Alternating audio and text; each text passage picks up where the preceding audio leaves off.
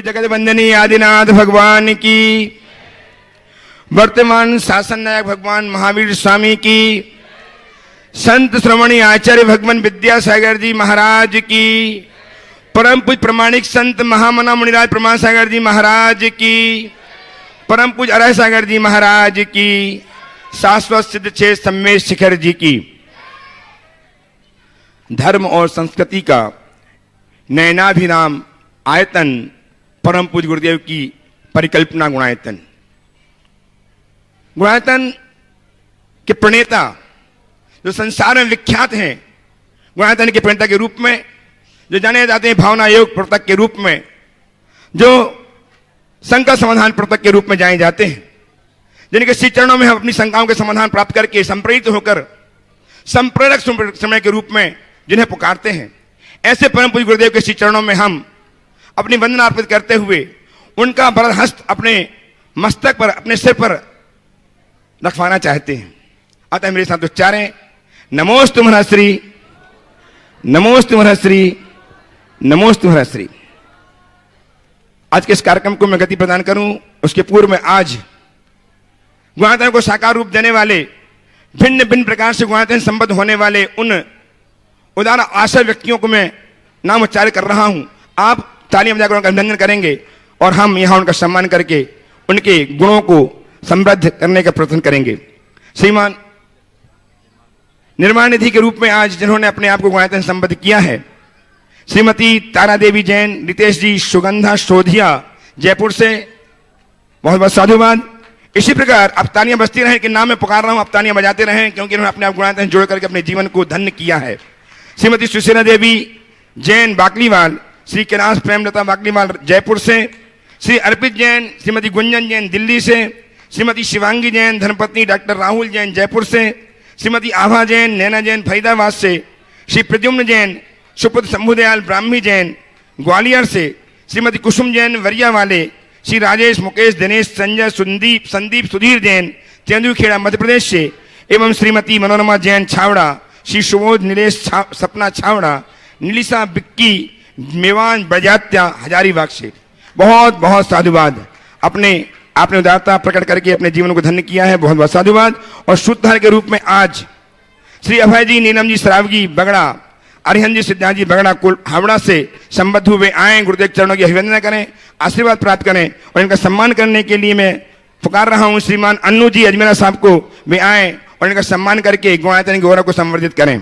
अन्नू जी अजमेरा एवं इनके साथ आए प्रमोद जी कटनी सम्मान करने के लिए। आपकी तालियां लगातार बजती रहें। बगड़ा परिवार, अभय जी, नीलम जी सरावगी और सिद्धार्थ अरहन जी सिद्धार्थ जी बगड़ा हावड़ा से आइए।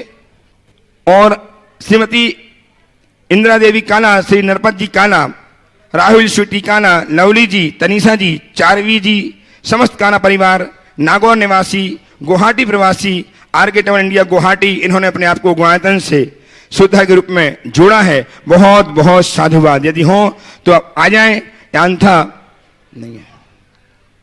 आज हमारे बीच में परम पूज्य गुरुदेव के चरणों की अभिवंदनार्थ उपस्थित हुए हैं गुणायतन के श्रोमणी संरक्षक श्रीमान पीयूष जी, प्रत्यूष जी, प्रियांश जी, कन्नौज से, जिन्होंने नित्य सांधार का भी पुण्यार्जन किया है और जो गुणायतन के श्रोमणी संरक्षक हैं। आप तालियां बजाएं। इन्होंने अपना सर्वस्व लगा करके अपने जीवन को धन्य किया, स्वर्णिम बनाए। आइए, आपकी तालियां लगातार बजती रहें। इनका सम्मान करने के लिए श्रीमान अन्नू जी अजमेरा साहब एवं श्रीमान प्रमोद जी जैन कटनी शास्त्री परिवार से वे सम्मान करेंगे। शीघ्र से आ जाए श्रीमान पीयूष जी, प्रत्यूष जी, प्रियांश जी, श्रोमणी संरक्षक गुणायतन कन्नौज। आइए, तालियां बजाते रहें आप लोग लगातार।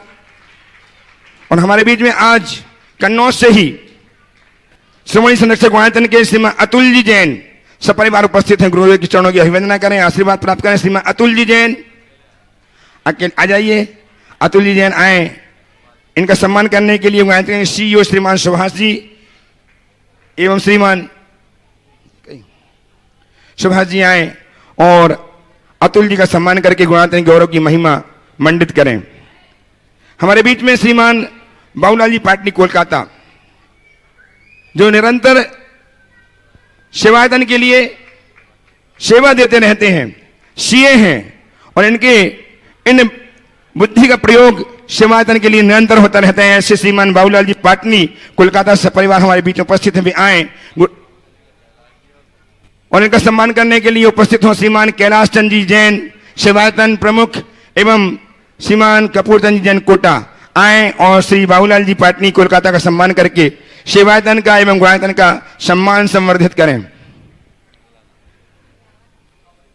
इसी क्रम में श्रीमान राकेश जी जैन जो रूपेश भैया के ब्रह्मचारी रूपेश भैया के माता पिता हैं, पिताजी हैं, माता जी नहीं आई, पिताजी रूपेश कुमार जी राकेश कुमार जी रूपेश भैया के पिताजी शीघ्र तक से आ जाएं, गुरुदेव के चरणों की अभिवंदना करें, आशीर्वाद प्राप्त करें। उनका सम्मान करने के लिए मैं बुला रहा हूं श्रीमती कमलेश जी ट्रस्टी गुणायतन सागर से, वे आए और श्रीमती कांति जी वे भी आए और राकेश जी क्या जो रूपेश भैया के पिताजी हैं, उन आपके तालियां बजे राकेश भैया जो संघ में निरंतर साधनारत हैं, उनके ये पिताजी राकेश जी अपने उनके भाई बहनों के साथ यहाँ उपस्थित हुए हैं। इनका सम्मान करने के लिए श्रीमती कांति जी एवं श्रीमती कमलेश जी सम्मान करने के लिए उपस्थित हो। आपकी तालियां बजें। इन्होंने अपने पुत्र को गुरुदेव के श्री चरणों में सौंप करके श्रीमद परंपरा को बढ़ाने का एक सुप्रयास किया है, वहां बहुत बहुत साधुवाद। दुपट्टा उठाएंगे श्रीमान सिद्धार्थ जी कासरीवाल, दुपट्टा उठाएं। राकेश जी को दुपट्टा उठाएंगे श्रीमान सिद्धार्थ। जाइए सीधा जाइए, हो गया। और गुरुदेव अब मैं आज के संकट हमारे सत्र का ऑनलाइन प्रश्नों के माध्यम से शुभारंभ करना चाह रहा हूं आपके आशीष से। गुरुदेव एक गुप्त नाम का प्रश्न, एक ऐसे व्यक्ति की व्यथा जो नाम भी नहीं बताना चाहते, हाँ गुप्त, इन्होंने पता दिया है मन मंदिर, नाम गुप्त, मध्य प्रदेश। गुरुदेव के चरणों में मेरा बारंबार प्रणाम, सत सत बंदन, अभिनंदन। गुरुदेव मेरा प्रश्न यह है कि मैं नियमित रूप से भगवान के पास जाता हूं और भगवान से अपने बुरे कर्मों के लिए क्षमा मांगता हूं और कहता हूं भगवान आगे मुझसे यह मेरे बुरे कर्म फिर से ना हो। परंतु महाराज श्री मैं अगले दिन देखता हूं कि वह मुझसे बुरे कर्म फिर से हो जाते हैं। गुरुदेव मुझे इसमें कोई सार नहीं नजर आता। मैं चाहता हूं कि मुझसे वह बुरे कर्म ना हो, फिर भी वह हो जाते हैं। हे भगवान मैं अपने इन बुरे कर्मों को, अपनी इन बुरी आदतों से कैसे निजात दिलाऊं? बहुत अच्छी बात है। भगवान के सामने हम भावना बहाते हैं बुरे कर्म ना हो, फिर भी बुरे कर्म हो जाते हैं। अनचाहे इन बुरे कर्मों से हम कैसे बचें? देखिए, भगवान के सामने भावना प्रकट करने से काम नहीं चलेगा, भगवान के समक्ष कमिटमेंट करने से काम होगा। आप संकल्पित हो, हम लोग भगवान के सामने भावना रखते हैं, उसके प्रति अपनी प्रतिबद्धता कहाँ रखते हैं? अगर हम संकल्पित होते हैं तो अपने जीवन का अनुभव होगा। जो भी कार्य आपने किसी को वचन दे दिया, आप उसे नहीं दोहराते, खासकर उनके साथ जिनके प्रति आपकी श्रद्धा हो या जिनसे आपका प्रेम हो। हर व्यक्ति के जीवन का अनुभव, जिसके प्रति श्रद्धा हो अथवा जिसके प्रति मन में प्रेम हो, उस व्यक्ति के लिए आप जो भी एक बार वचन दे देते हैं उसे तोड़ना नहीं चाहते। मैं आप सबसे यही कहूँगा, अगर चाहते हैं कि बुरे कर्मों से बचे तो भगवान के समक्ष भावना नभाएं, संकल्पित हों, भगवान के सामने प्रतिज्ञा करे, वचन दे, कमिटमेंट करे और भगवान को भगवान मानकर करे, उसे गांठ में बांध ले। ये कमिटमेंट मैंने भगवान को दिया है। सूरज पूरब से पश्चिम हो जाए, प्राण जाए पर प्रण ना जाए, आपके जीवन में कभी गड़बड़ी नहीं हो सकेगी। गुरुदेव फिरोजाबाद से एक प्रश्न आया है। पूज्य गुरुदेव के श्री चरणों में सत सत नमन। पूज्य गुरुदेव, फिरोजाबाद स्थित श्री दिगंबर जैन आश्रय क्षेत्र चंद्रवाड़ में 2 दिन पहले एक घटनाक्रम हुआ जिसमें क्षेत्रीय विधायक द्वारा जैन मंदिर की भूमि पर कब्जा और पुजारी के साथ मारपीट की गई एवं पुजारी पर झूठे आरोपों में फंसाया जा रहा है। इस संबंध में जैन समाज को क्या करना चाहिए? समाज अपने अहिंसा धर्म का पालन कर मंदिरों में बैठकर पूजा पाठ करें और भावना भाएं कि भगवान उस विधायक को सद्बुद्धि दें, या हाथों झंडे का डंडा लेकर के सत्ता सरकार के सामने आंदोलन करें और अपनी हजारों वर्ष पुरानी धरोहर को बचाने के लिए प्रयास करें। कृपया मार्गदर्शन दीजिए। देखिए, जो घटनाक्रम सामने उपस्थित हुआ बड़ा दुर्भाग्यपूर्ण है। हमारे तीर्थ, हमारे मंदिर, हमारे धरोहर है और शासन और प्रशासन से जुड़े हर व्यक्ति को ये जिम्मेदारी है कि उस संस्कृति के धरोहर की सुरक्षा करें। जिस चंदवाड़ की बात आप कर रहे हैं वो हमारा आश्रय क्षेत्र है। फिरोजाबाद के निकट भगवान चंद्र प्रभु भगवान की प्रतिमा, जो भारत की सबसे प्राचीनतम प्रतिमा है स्फटिक मणि की, वो वहीं से प्रकट हुई। वह क्षेत्र समग्र जैन समाज का एक बहुत ही महत्वपूर्ण क्षेत्र है। और क्षेत्र तो कोई भी हो, मंदिर हो, मूर्तियाँ हों, कोई भी धार्मिक संस्थान, वो हमारी धरोहर है। और उस तरह के धरोहर के साथ किसी तरह का खिलवाड़ समाज को कतई बर्दाश्त नहीं करना चाहिए। यदि किसी व्यक्ति ने निहित स्वार्थों के तहत ऐसा कुछ किया है तो हमें पहली कोशिश करनी चाहिए उस व्यक्ति से संवाद स्थापित करके बातचीत के माध्यम से उसका हल ढूंढने की। और यदि ऐसा नहीं होता तो लोकतांत्रिक अधिकारों का प्रयोग करते हुए आपको लोकतांत्रिक तरीके से उसका विरोध करना चाहिए। ऐसे स्थिति में मूक दर्शक बन करके बैठना अच्छी बात नहीं है। पूरी की पूरी समाज को आगे आना चाहिए। फिरोजाबाद और उसके आसपास की समाज बड़ी समाज है। और मैं तो कहता हूँ उत्तर प्रदेश में यदि घटना घटी है तो उत्तर प्रदेश में जैनों का बहुत बाहुल्य है। पूरे जैन समाज को आगे आकर के इस कार्य को अपने स्तर पर सल्टाना चाहिए, ताकि ऐसे लोग दोबारा किसी भी धर्म स्थल के साथ इस तरह का कृत्य न करें। तो सभी को इसमें अपना प्रतिवाद स्थापित करना चाहिए। मुझे पूरे प्रकरण का कोई अता पता नहीं है, लेकिन मैं एक बात जरूर कहूँगा, इतनी सलाह देना चाहूँगा, सीधे डंडा लेके आने की ज़रूरत नहीं है या सड़कों पर आने की ज़रूरत नहीं है। पहले संवाद, और संवाद नहीं है तो हम अपने लोकतांत्रिक अधिकारों के तहत जो हमारी व्यवस्थाएं हैं उसका प्रतिवाद करना ही चाहिए। गुरुदेव, उदयपुर राजस्थान से सुश्राविका श्रीमती तारिका जी पाटनी, धर्मपत्नी श्री विमल जी पाटनी, आर.के. मार्बल ग्रुप एवं बंडर सीमेंट आपके चरणों में कोट से नमन अर्पित करते हुए जानना चाहती हैं, ये आश्चर्य व्यक्त कर रही हैं। गुरुदेव, गुणायतन के बारे में सुन करके बहुत आश्चर्य होता है। बड़े तो बड़े, छोटे छोटे भी गुणायतन से प्रभावित हैं। और जैन ही नहीं अपितु सभी सिख गुणायतन का साकार रूप देखने के लिए उत्सुक हैं। गुणायतन को हम सभी देख करके हर्षित तो होते ही हैं। हमारी पीढ़ियां भी उसे देख करके धर्म के मर्म को समझेंगी और सम्यक दर्शन प्राप्त करेंगी और जैन धर्म का स्वरूप दिग्दिगंत में व्याप्त होगा। गुरुदेव, ऐसे अद्भुत गुणायतन की परिकल्पना आप जैसे आगमनिष्ठ, चर्या कुशल, सतत साधनाशील साधु के द्वारा प्रेरणा एवं संयोजना संभव हुई है। एक और कहां तो आप निरंतर साधनारत रहने वाले, स्वाध्यायशील, प्रवचन निपुण और विहार आदि में सदैव तत्पर रहने वाले निर्गंठ साधु, और कहां इतना विराट गुणायतन। गुरुदेव, मेरे मन में यही सोचकर प्रश्न सदैव उपस्थित होता है कि यह सब आपके द्वारा कैसे हो पा रहा है? आपको इसकी संयोजना के सटीक तत्व कार्य करने वाले कैसे प्राप्त हुए हैं? मैं इसे जानना चाहती हूँ, क्योंकि सांसारिक गृहस्थ एक छोटा सा कार्य संपन्न करके अपने जीवन को सार्थक समझता है। इतने बड़े कार्य की कल्पना तो बहुत दूर की बात है। देखिए, आशीर्वाद चाहे। पहले तो मैं उन्हें आशीर्वाद देता हूँ और कहना चाहता हूँ, जो सुना है उसको आंखों से देखो तो ज़्यादा आनंद आएगा। सुनने में वो आनंद नहीं है, प्रत्यक्ष आकर देखने में ही वास्तविक आनंद है। आपने जो पूछा है कि ये सब आप कैसे कर लेते हो, मैं आपसे केवल इतना ही कहूँगा, ये सब इसलिए हो जाता है क्योंकि मैं कुछ करता नहीं। ये सब ऐसे हो जाता है क्योंकि मैं कुछ करता नहीं हूं, और जिस दिन मैं करने लगूंगा उस दिन कुछ नहीं होगा। महाराज, ये कौन सी बात कह रहे हैं, समझ में नहीं आ रही। हाँ, हर मनुष्य को चाहिए कि अपने अंदर कर्तृत्व का भाव रंच मात्र भी न आने दे,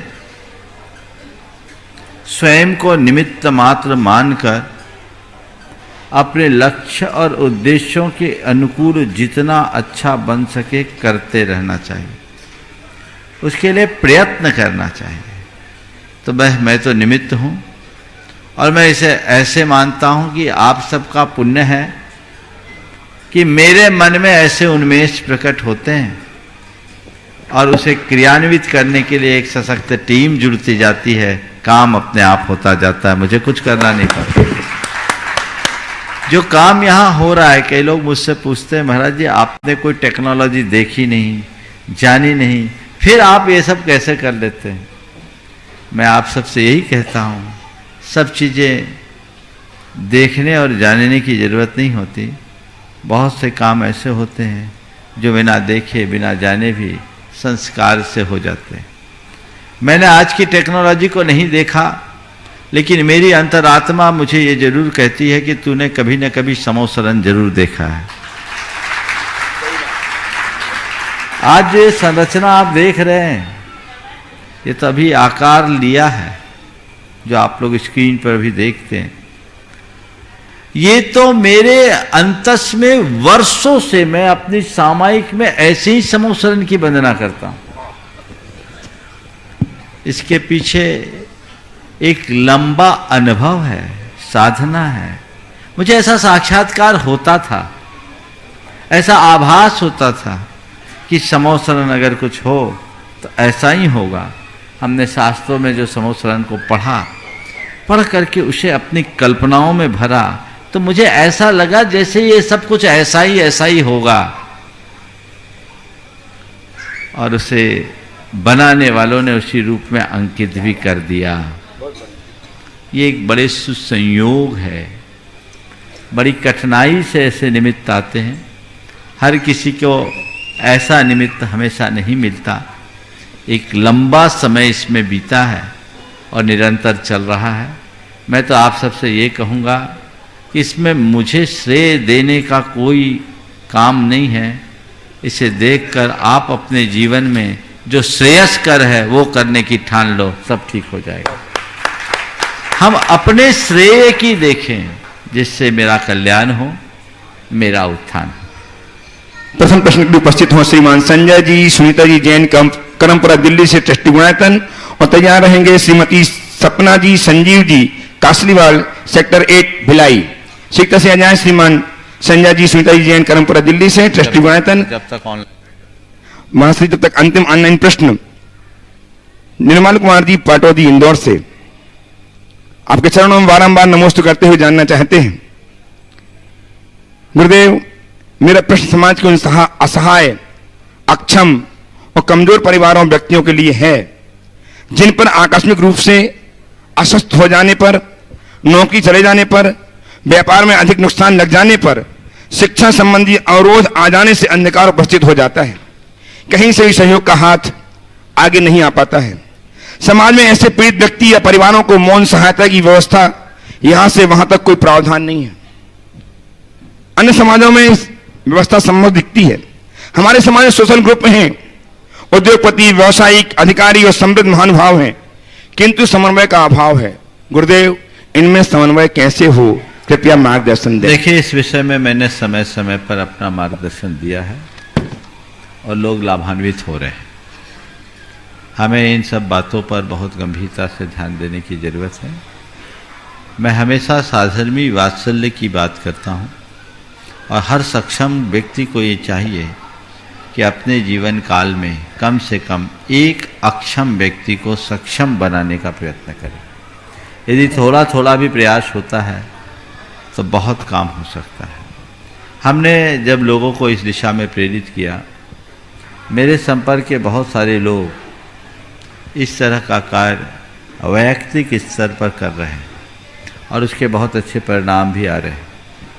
और इस क्षेत्र में जैन समाज में बहुत ही अनुकरणीय और प्रशंसनीय कार्य अशोक जी पाटनी आर के मार्बल परिवार के माध्यम से कर रहे हैं। बहुत अच्छा कार्य, हजारों लोगों को उनकी तरफ से पेंशन, पढ़ाई के लिए अनुदान, या अन्य कार्यों के लिए अनुदान दिया जाता है। ये बहुत उत्तम कार्य है। यदि हमारे समाज के सभी संभ्रांत परिवारों के द्वारा ऐसा होने लगे तो मैं समझता हूँ समाज में समस्या नाम की चीज ही नहीं बचेगी। इसे करना चाहिए। पैसा हर कोई पाता है, लेकिन पैसे का सच्चा उपयोग कोई बिरला ही कर पाता है। हम अपना स्थान उन लोगों में शामिल करें जो अच्छा उपयोग कर सके। हमारे शास्त्रों में लिखा है, जो व्यक्ति सक्षम होकर के भी, समर्थ होकर के भी किसी असमर्थ की मदद के लिए हाथ आगे नहीं बढ़ाता, उसके समर्थ होने पर प्रश्न खड़ा हो जाता है। उसका समर्थ होना ही प्रश्नांकित हो जाता है। तो हम अपने सामर्थ्य पर प्रश्न न उठने दें, अपने सामर्थ्य के अनुकूल जितना बेहतर हो सके सतत करने के लिए कटिबद्ध हो। आइए श्रीमान संजय जी सुनीता जी जैन करमपुरा दिल्ली से ट्रस्टी गुणायतन, और तैयार हैं श्रीमती सपना जी संजीव जी कासलीवाल सेक्टर 8 भिलाई। नमोस्तु महाराज जी, नमोस्तु नमोस्तु नमोस्तु। ओ महाराज श्री, जब से आपसे जुड़े हैं 4-5 सालों से, तब से शंकाओं का अपने आप समाधान हो रहा है। सारी इच्छाओं की पूर्ति पहले से अपने आप हो जाती है, और सबसे बड़ी इच्छा आज पूरी हुई हमारी। गुरु के सानिध्य भी मिला और प्रभु का भी वंदना हो गई हमारी एक ही जगह पे। तो हम ऐसा आशीर्वाद चाहते हैं कि हमेशा आपके उसमें रहें, सानिध्य में। हाँ, सवाल है तो पूछ लो कोई।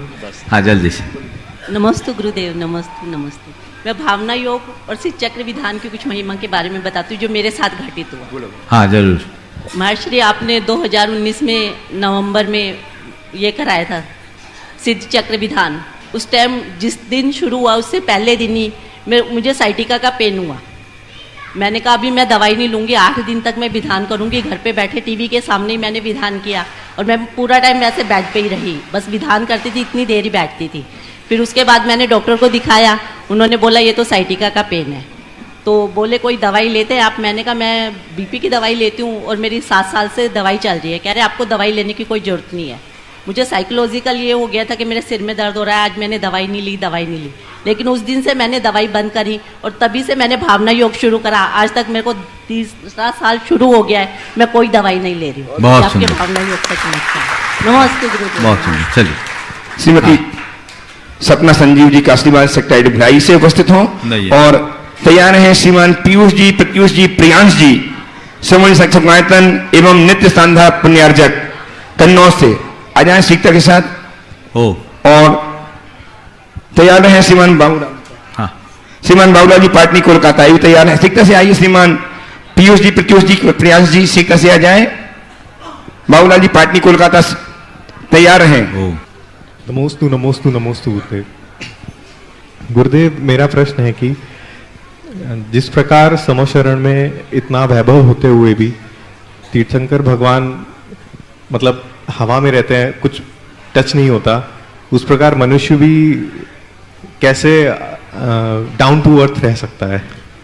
देखो, मैं तो यही मानता हूँ भगवान के चरणों में ये वैभव केवल इसीलिए न्यौछावर होता है क्योंकि भगवान उससे अलिप्त होते हैं, और जो अलिप्त होता है सच्चे अर्थों में संपदा उसके चरणों में ही बरसती है।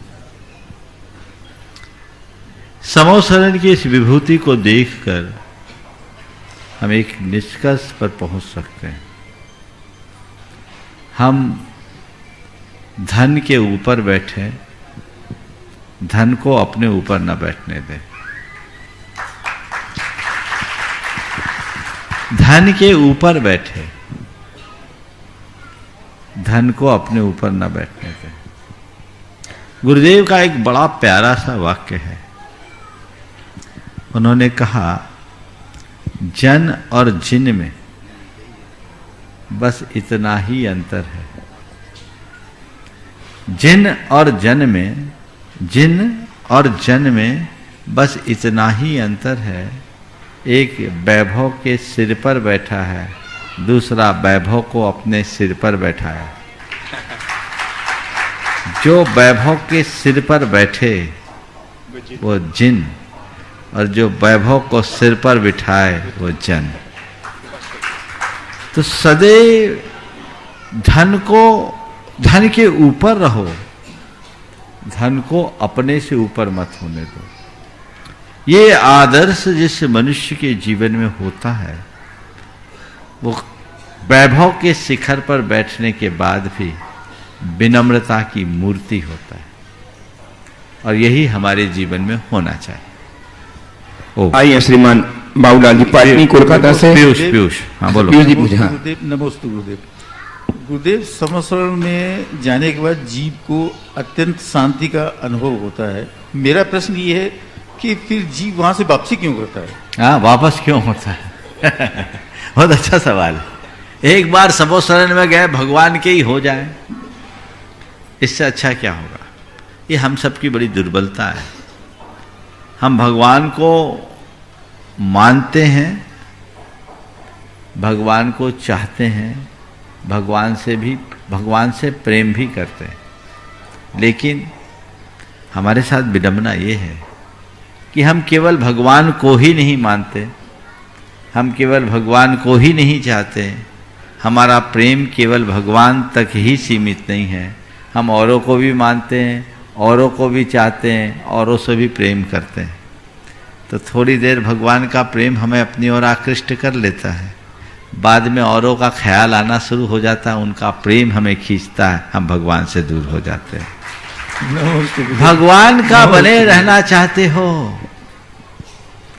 तो अपने समस्त प्रेम को एक पर केंद्रित कर दो, अपने सारे राग को एक जगह लाकर इकट्ठा कर दो, अपने सारे सरोकार केवल उनसे जोड़ दो, जीवन बदल जाएगा। और जिन्होंने ऐसा किया उनके जीवन में क्रांति हुई। इंद्रभूति गणधर ऐसे ही तो बने, वो गए भगवान के चरणों में, भगवान के हो गए। तो यही संसार है जो भगवान की शरण में जाने के बाद भी भगवान का नहीं बनने देता, वो हमें किसी और का बनाए रखता है। काश हमारी धारा बदले और हम अपने जीवन को एक सकारात्मक दिशा दे सकें। उपस्थित हूँ पाटनी जी कोलकाता से अपने परिवार के साथ, और तैयार हैं छतरपुर से बाल कुमार जैन। गुरुदेव द्वय के चरणों में बार बार मेरा और मेरा परिवार का नमस्ते। गुरुदेव, मेरी शंका यह है कि अपने धर्म के अनुसार मनुष्य अपने कर्मों के अनुसार मरण के कुछ समय पश्चात दूसरी योनि ग्रहण कर लेता है, तो मरने के बाद उसके परिवार वाले उसके नाम से कोई कैंप लगाना या विधान करना या कुछ औषधालय खुलवाना, धार्मिक कार्य करते हैं, तो उसका फल किसको जाता है? क्योंकि हो सकता है तब तक वो 2-3 भाव भी बदल सकते हो। देखिए, सवाल अक्सर आता है और मैंने अनेक बार इस पर अपनी राय प्रकट की।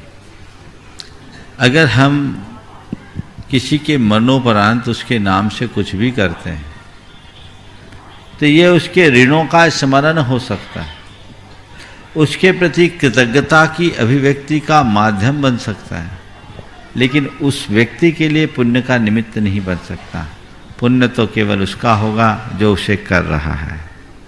इसलिए मैं सभी को सलाह देता हूँ, तुम इस भरोसे छोड़कर मत जाओ कि मेरे जाने के बाद मेरी संतान मेरे नाम से कुछ पुण्य करेगी। क्या पता पुण्य करेगी भी कि नहीं करेगी, और जो पुण्य करते भी हैं ना, जितना पुण्य करते उसका 10 गुना पाप पहले करते हैं। इसलिए अपनी संपत्ति का सही उपयोग करो, जो करना अपने हाथों कर जाओ। आप जो करोगे पूरा पुण्य होगा और वो तुम्हारे खाते में जाएगा। संतान को सौंपोगे तो पता नहीं वो क्या करेगी। सबकी एक जिम्मेदारी होनी चाहिए, जो अपना कर्तव्य है उसका पालन करे, संतान के लिए जो उसका हक है वो उसे दे, और बाकी जो अपना है अपने पास है उसे इस तरीके से विनियोजित करे कि जीवन भर हम उनका उपयोग तो करें ही, जीते जी उसका हम सही उपयोग सुनिश्चित करके जाएं कि ये आज मैं अपने हाथों से इतना दे रहा हूं, और जो अभी दे नहीं पाया वो भी मैं कागज में दे रहा हूं, कागज में दे रहा हूं, और ये जब तक मैं जीवित हूँ तब तक मैं इसका कस्टोडियन हूँ, मैं इसका मालिक नहीं। अब मेरे चले जाने के बाद ये इस परमार्थ कार्य में लगेगा और इसका उपयोग ऐसा हो। उपस्थित वादा सतपुरुष श्रीमान बालक कुमारी जैन तैयार हैं। अतुल कुमार जी जैन कन्नौज से सुमणि संरक्षक गुणायतन। श्रीमान अतुल कुमार जी जैन सुमणि संरक्षक गुणायतन कन्नौज। दुई गुरुदेव के आ जाएं। चरणों में सत्सद्वार नवस्तु बंदन अभिनंदन। गुरु जी बंदन। गुरु जी स्वयं के पैरों पर चलकर लक्ष्य तक पहुंच पाते घुनी बैसाखियां सहारा नहीं देती। भगवान मेरा प्रश्न है कि मैं मंदिर में जाता हूं, प्रतिक्रमण करता हूं, प्रतिक्रमण के पश्चात पुनः वही अपराध करने लगता हूं जिसके लिए मैंने प्रतिक्रमण किया था, और फिर प्रतिक्रमण करता हूं, फिर अपराध करता हूं। मेरी ये सतत वृत्ति है, मैं किसी की नहीं अपनी बात करता हूं। इससे मैं कैसे दूर हो सकता हूं? गुरुदेव मुझे समाधान दीजिए। हे भगवान मुझे समाधान दीजिए। आशय का सवाल पहला प्रश्न में भी था और मैंने उत्तर दे दिया। भगवान के चरणों में पाठ नहीं करो, पारायण करो, संकल्पित हो जाओ, तभी इससे बच सके। ओम। आइए श्रीमान अतुल जी जैन कन्नौज से गुणायतन सुमणि संरक्षक, और तैयार हैं डॉक्टर सिद्धांत जैन पुत्र श्री मुकेश जी जैन मेडिको छिंदवाड़ा। ओम। नमस्ते महाराज जी, हमारा आज कोई प्रश्न ही नहीं है। चलो बहुत सुंदर, आज अचानक आ गए, यही प्रश्न है जी। चलो ठीक। आइए डॉक्टर सिद्धांत जी जैन हाँ। श्रीमान मुकेश जी जैन मेडिको छिंदवाड़ा उपस्थित हो। तैयार हैं श्रीमती श्रुति जैन पिंडरई प्रतिनगरी पंडित श्रुति जैन। आइए डॉक्टर साहब सिद्धांत जी जैन अगला सीता से आइए, और सीता से तैयार हैं श्रीमती श्रुति जैन पिंडरई। तैयार हैं श्रीमान जितेंद्र जैन बेंगलोर ट्रस्टी गुणायतन। जितेंद्र जैन बेंगलोर ट्रस्टी गुणायतन तैयार रहेंगे। सीता कीजिए, बोलिए। नमस्ते महाराज जी। परम पूज 108 आचार्य श्री विद्यासागर जी महाराज जी, आचार्य श्री विराग सागर जी महाराज जी, मुनि श्री प्रमाण सागर जी महाराज जी, अरह सागर जी महाराज जी को मेरे और मेरे परिवार का कोटि कोटि नमन। मैं डॉक्टर सिद्धांत जैन पिता श्री मुकेश जैन मेडिको छिंदवाड़ा एम्स दिल्ली में एमडी जीरैट्रिक मेडिसिन कर रहा हूँ, अध्ययनरत हूँ। महाराज जी आपके सानिध्य में हमारे परिवार द्वारा 2014 में श्री सिद्ध चक्र महामंडल विधान गुणायतन में ही संपन्न हुआ था, जो कि जिंदगी भर हमें याद रहेगा।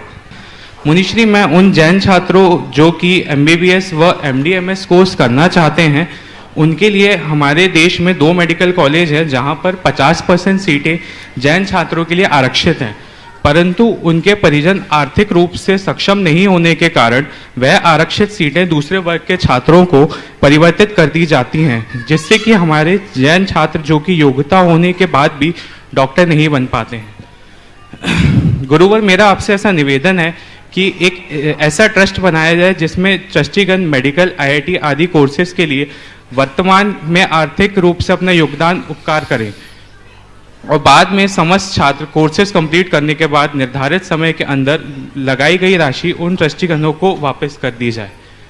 देखिए, बहुत अच्छी बात है, पर इसकी अभी कोई आवश्यकता नहीं। आवश्यकता थोड़ी सी जागरूकता की। सरकार ने ये सारी सुविधाएं पहले से सुनिश्चित कर रखी। अब जैन समाज को अल्पसंख्यक समाज के रूप में जाना जाता है, और अल्पसंख्यकों के लिए एजुकेशन के लिए बहुत सारी सुविधाएं बहुत न्यूनतम ब्याज दर पर सरकार देती है। लेकिन मेरे पास जैसी सूचनाएं हैं उसके अनुसार अभी जैन समाज इस तरफ कुछ तत्परता ही नहीं दिखाते, क्योंकि मेडिकल हो या इंजीनियरिंग हो या और कोई हायर एजुकेशन, ये बहुत व्यय साध्य है।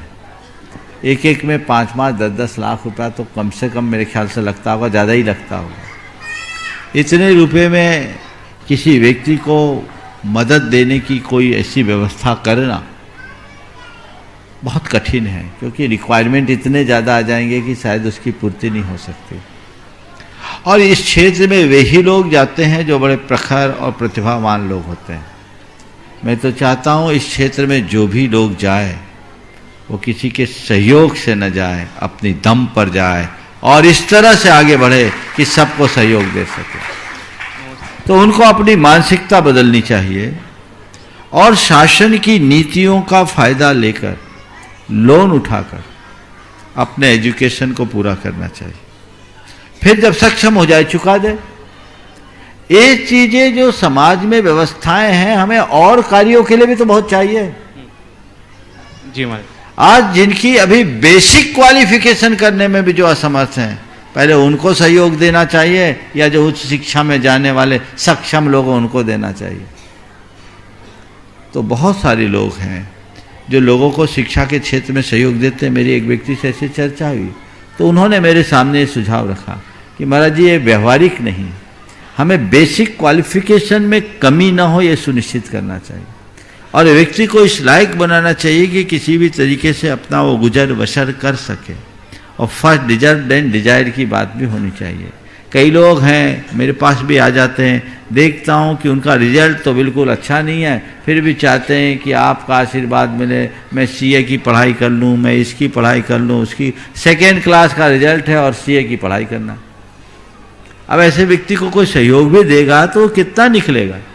एक ऐसा प्रकरण मेरे पास आया, बोले तुम जितना सहयोग पढ़ाई के लिए मांग रहे हो उतना सहयोग अपने व्यापार के लिए ले लो, खड़े हो जाओगे, जिंदगी बन जाएगी। तो इस बात पर बहुत व्यापकता से समझकर चलना चाहिए। और मैं पुनः कह रहा हूं, इस क्षेत्र में आप सब जितना लाभ ले सके ले। आज से कुछ दिन पूर्व इस मंच से मैंने 2 व्यक्तियों के नाम का उल्लेख किया था, अनिल बड़कुल एबी न्यूज वाले गुना और डॉक्टर बिमल जैन जबलपुर। शायद प्रमाणिक ऐप में दोनों के नाम उपलब्ध है, नंबर उपलब्ध है, आप उसे संपर्क कीजिए। कितने बेनिफिट्स है एजुकेशन के लिए, कितने बेनिफिट्स हैं अपने इंस्टीट्यूशंस के लिए, कितने बेनिफिट्स हैं लेडीज़ के लिए, कितने बेनिफिट्स हैं आपके एम्प्लॉयमेंट के लिए और आपके जाकर के व्यापार के लिए। तो ये सारे बेनिफिट्स हैं और बहुत अच्छी सुविधाएं शासन के द्वारा सुनिश्चित है, इसका लाभ उठाएं। अगर ये लाभ उठा ले तो फिर कहीं किसी के साथ कठिनाई नहीं है। उपस्थित श्रीमान जितेंद्र जैन टेस्टी बेंगलोर से, तैयार हैं श्रीमती श्रुति जैन पिंडरई से। दोनों महाराज जी के चरणों में मेरा बारंबार नमोस्तु नमोस्तु नमोस्तु। महाराज जी कुछ दिन पहले किसी चर्चा के दौरान मैंने ये सुना कि मंदिर जाने वालों और मंदिर नहीं जाने वालों में अंतर नहीं दिखाई देता है। मैंने उस स्टेटमेंट को उस पर बहुत विचार किया। मैंने पर्सनली अपने जीवन में भी झांका कि क्या अगर कोई मुझे देखे तो क्या ऐसा लगेगा। तो मैं बस यही कहना चाहता हूँ और आपसे आशीर्वाद लेना चाहता हूँ और जानना चाहता हूँ कि जो मंदिर जाने वाले हैं वो क्या ना करें जिससे कि अपनी छवि को अलग बनाए रखें। देखिए, जिन्होंने भी ये वाक्य कहा है वो वाक्य नहीं, एक आईना है। आईना है, दर्पण है। अगर मंदिर जाने वालों और मंदिर न जाने वालों में अंतर न दिखे तो हमारा मंदिर और मंदिर की उपयोगिता दोनों प्रश्नों के घेरे में खड़े हो जाते हैं। हमारी जिम्मेदारी है, हालांकि ये कहना पूरी तरह ठीक नहीं है कि मंदिर जाने वाले और न जाने वालों में एक रूपता है। मैं तो देखूंगा और देखता भी हूँ कि मंदिर जाने वालों का जीवन अलग है और मंदिर न जाने वालों का जीवन अलग है। जो मंदिर जाता है, जो सच्चे अर्थों में मंदिर जाता है, उसका मन मंदिर दिखता है और जो मंदिर नहीं जाता वो कई बार मंदिरालय भी पहुंच जाता है।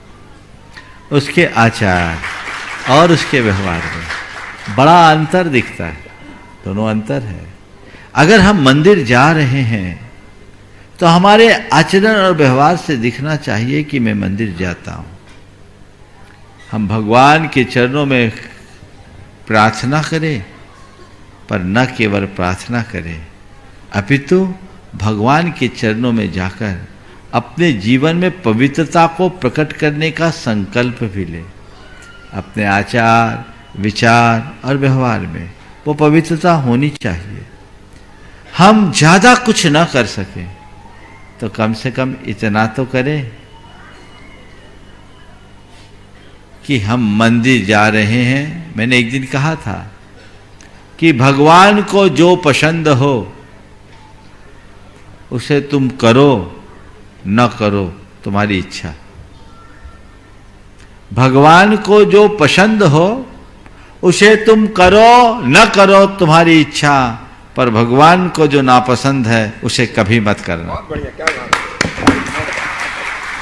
तुम मंदिर जा रहे हो, धर्म क्षेत्र में आगे बढ़ सको, अच्छी बात है, नहीं बढ़ सको कोई बुरी बात नहीं, लेकिन भगवान ने जिन बातों का निषेध किया है उनसे तो बचो।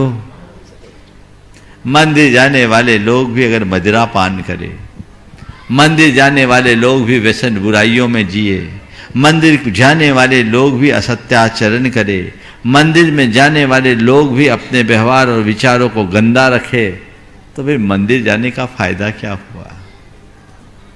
तो अगर मैं मंदिर जा रहा हूं तो मेरे अंदर ये सब चीजें नहीं होनी चाहिए, तब मैं मंदिर जाने का लाभ ले पाऊंगा। इसलिए मैं मंदिर जाऊं, सच्चे अर्थों में मंदिर जाऊं, भगवान का भगत बनूं, बगुला भगत बनने से बचूं।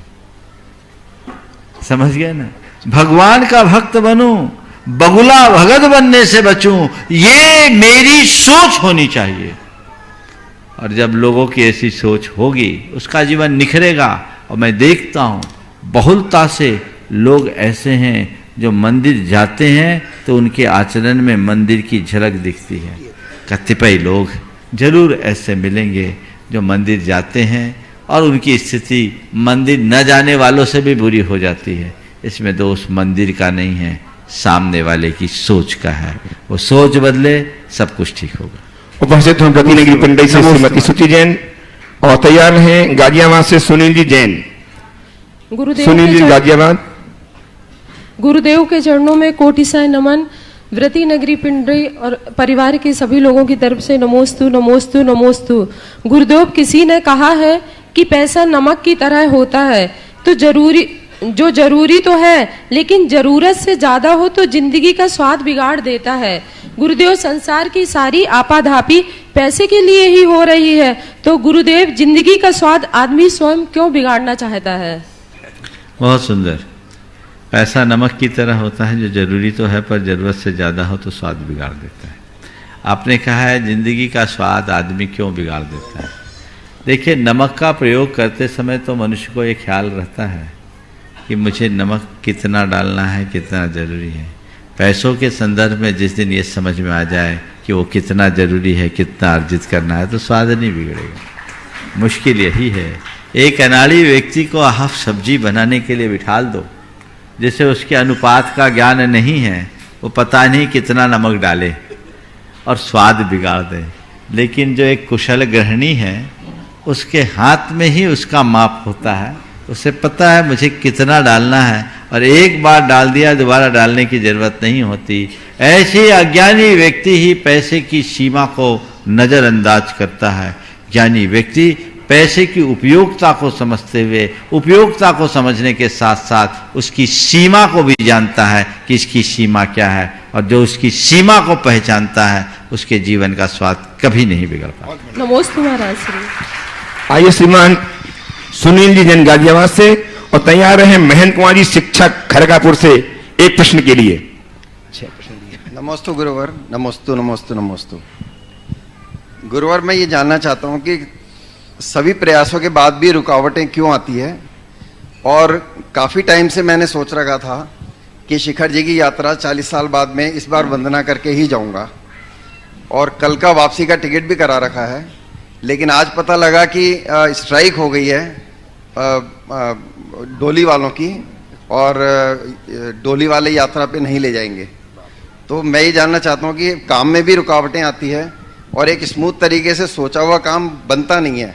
कोई टाइम प्लानिंग के हिसाब से काम रुकता क्यों जाता है, ये समझना ही। देखिए, इसे दो संदर्भ में उत्तर दूंगा। सभी प्रयासों के बाद भी रुकावटें क्यों आती हैं, पहला उत्तर तो उसका ये देता हूँ, शायद नियति आपसे कुछ और प्रयास चाहती है। मैं बात दोहरा रहा हूँ। सभी प्रयासों के बाद भी रुकावटें क्यों आती हैं, तो इसका अर्थ ये समझें कि शायद नियति समझ गए, शायद नियति मुझसे कुछ और प्रयास चाहती है, इसलिए रुकावटों से घबराए नहीं और प्रयास करें। आपने कहा आज यहाँ आया था वंदना करने के लिए, 40 वर्षों की साध लिए, पर कल डोली का स्ट्राइक हो गया। इसे आप अपने लिए रुकावट मानने की जगह ये क्यों नहीं सोच लें कि नियति को यही मंजूर है कि मैं शिखर जी 40 साल बाद आया हूं, 4 दिन तो रुको।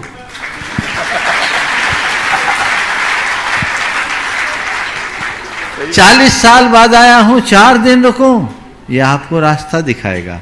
और मैं आपसे कहता हूं, अब टिकट की परवाह मत करो, वंदना करके ही लौटूंगा ये ठान लो, सारी रुकावटें खत्म हो जाएगी। वंदना करके ही लौटूंगा ये ठान लो, सारी रुकावटें चली जाएगी। हमें कभी घबराना नहीं चाहिए। गतिरोध, रुकावट हर मनुष्य के जीवन में आती है, लेकिन ये जितनी आती है उतनी प्रगति के अवसर भी साथ साथ आते हैं। इसलिए घबराइए नहीं, रुकावटें आ रही है, आने दीजिए और अपना रास्ता तय करते चलिए, तय करते चलिए, तय करते चलिए। एक बार आपने अपने आप को मजबूत बना लिया तो रास्ता अपने आप ठीक होगा। दूसरा, रुकावटें कुछ इसलिए भी आती हैं कि हम कुछ अतिरिक्त करें। आज डोली वालों के स्ट्राइक को आप इस अर्थ में भी ले सकते हो कि चलो डोली वालों की स्ट्राइक मुझे पैदल वंदना करने का अवसर दे रही है। मैं चलूंगा, धीमे धीमे चलूंगा, कार्डिक पेशेंट तो नहीं हूं, बस ठीक है, चलूंगा, आया हूं, वंदना करके ही लौटूंगा। 40 साल बाद तो अभी आया हूं, लौटूंगा तो न जाने कब आ पाऊंगा। इसलिए अब और कुछ नहीं, वंदना वंदना वंदना। और इसे दूसरे अर्थ में देखना, रुकावटें आना बुरी बात नहीं है, रुक जाना बुरी बात है। तुम्हारे जीवन में चाहे जैसी रुकावट आएगी, सबके सामने आती है। भगवान भी इससे वंचित नहीं है। सबके जीवन में रुकावटें हैं। रुकावटें आना रास्ते की प्रक्रिया है और रुक जाना हमारे मनोबल की कमी। कोई भी रुकावट आए तुम्हारे जीवन व्यवहार में, आने दो, रुकना नहीं है। जितनी रुकावट आए उतनी ताकत से आगे बढ़ते जाना है, तब हमारा जीवन धन्य है। महाराज जी, मैंने घर पे बात किया अभी शाम को, हाँ। तो पत्नी से, तो उन्होंने ये सलाह दी कि आज रुक जाओ, कल वंदना करके ही आना। बिल्कुल ठीक है। और अभी इस शंका समाधान को सुनने के बाद तो और कहेगी आप बिल्कुल ठान ही लो, वंदना करके ही आना। और मैंने उनको ये कहा कि मैं पैदल ही करूंगा, किसी को साथ ले लूंगा, लेकिन मैं आज ही करूंगा वंदना। अब दोनों में से मुझे क्या उपाय अपनाना चाहिए? जो उपाय करना कर लो, वंदना करके जाना बस। श्रीमान महेंद्र कुमार जी शिक्षक अपने परिवार के साथ खड़गापुर टीकमगढ़ से उपस्थित हो। तैयार हैं श्रीमान शशांक जी जैन जबलपुर। शशांक जी आ जाएं। नहीं है। और तैयार हैं स्नेह प्रभा जैन वैभव स्टूडियो गोपालगंज सागर। ओ शिक्षक जी जिनके नाम ले जल्दी आए। और एक दो नाम बोल दो। श्रीमान शशांक जी जैन जबलपुर, स्नेह प्रभा जी वैभव स्टूडियो गोपालगंज। हाँ, अगला। और तैयार हैं मोनाली विद्या जैन अहमदाबाद। श्रीमती मोनाली विद्या जैन अहमदाबाद। शिक्षा कीजिए। इसमें प्रभा जी, हाँ बोलिए। महाराज जी के चरणों में नमोस्तु नमोस्तु नमोस्तु। महाराज जी, पद्मरंती विंशतिका का मैं स्वाध्याय कर रही हूँ। हाँ। और उसमें अभी जब आए उसके 4 दिन पहले स्वाध्याय किया। पद्मनंती विंशतिका में आचार्य पद्मनंदी महाराज जी ने अपने जो 6 आवश्यक कार्य हैं गृहस्थ के, लेकिन महाराज जी दान की महिमा इतनी ज्यादा बताई है कि आज हमें महसूस हुआ कि इतना सा दान देने पर आज पूरा परिवार इतना प्रसन्न है। पूरे परिवार से फोन आ रहे हैं कि गुणायतन में ऐसा क्या देख लिया आपने, और इतनी प्रसन्नता हो रही है। तो गुरुदेव, अब भी मेरे मन में एक प्रश्न और आया, क्षमा चाहूंगी, कि जिस दिन आचार्य श्री यहाँ कदम रखेंगे उस दिन आपको कितनी प्रसन्नता होगी।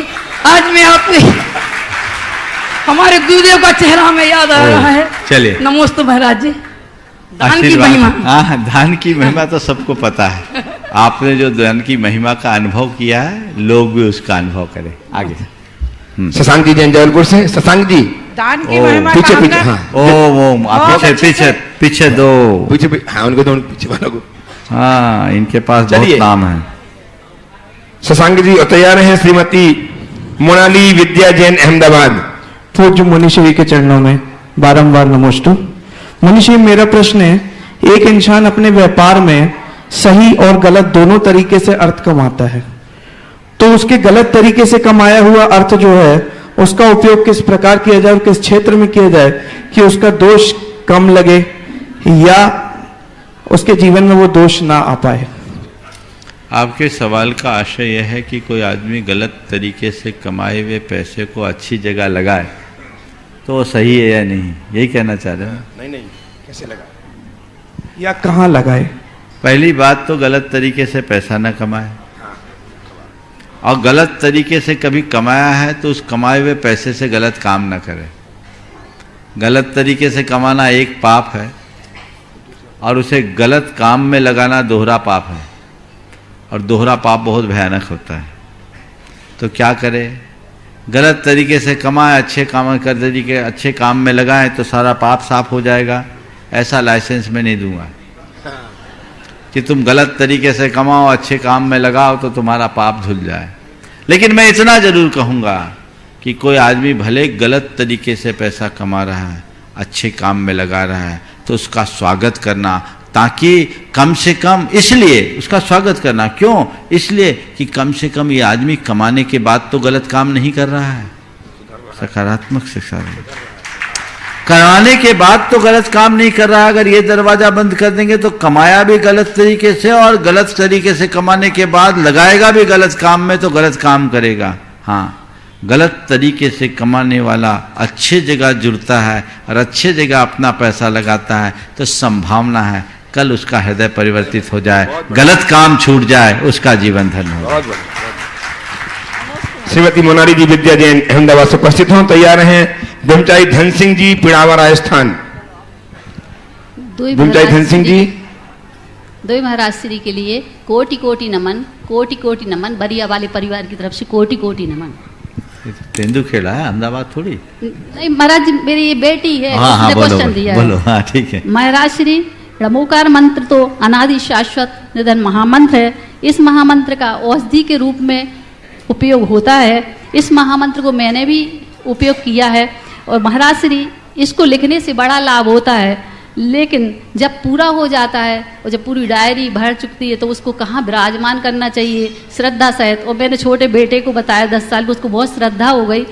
कोई करता है तो उसको पढ़ने से कहता नानी हमारे लिए पूरा हो जाता है। तो महाराज जी थोड़ा और आप विस्तार से बता दीजिए। देखिए, नमोकार के महात्म पर मैंने अनेक बार प्रकाश डाला है, पुराने वीडियोज आप देख लें, पुनरावृत्ति नहीं करूँगा। लेकिन आपने पूछा है लिखे हुए उस महामंत्र को कहाँ रखें। मैं कई बार ये सलाह दे चुका, सबसे पहले तो छोटी मोटी डायरियों में लिखना बंद करें। जी।